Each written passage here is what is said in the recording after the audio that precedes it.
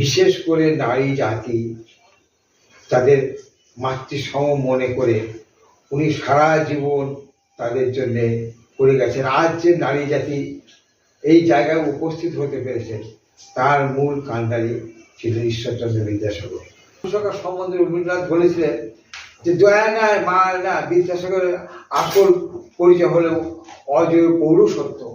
বিদ্যাসাগর ছিলেন এক বট গাছের সমান এবং তার কোনো বিকল্প না। সমস্ত গাছ যেমন তার ছত্র ছায়ায়, সমস্ত মানুষ যেমন, সমস্ত পাখি যেমন বট গাছের ছত্র ছায়া এসে সে কৌশলে বাস করে, তিনি বিদ্যাসাগর তেমনি সে বট গাছের মতো সমাজকে পরিবর্তনের জন্য এগিয়ে নিয়ে যাওয়ার চেষ্টা করেছিলেন। এবং উনি অনেক মানুষের সঙ্গে মিশে দেখেছিলেন, বেশিরভাগ মানুষই কিন্তু স্বার্থ নিয়ে চলেন। সেই জন্য শেষ জীবনে উনি কারমাটো, এখন যেটা বিদ্যাসাগর রেল স্টেশন, সেইখানে